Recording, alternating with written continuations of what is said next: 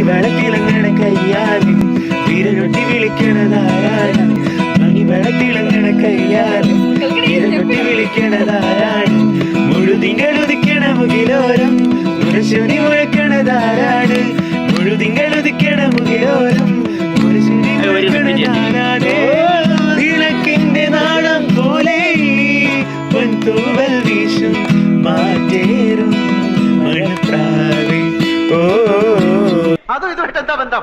കളിയാടി പാടാൻ നേരം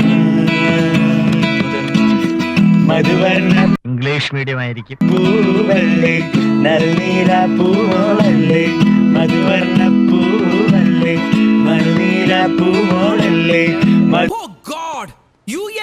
പതിനേഴിൽ ലെങ്കി മറിയും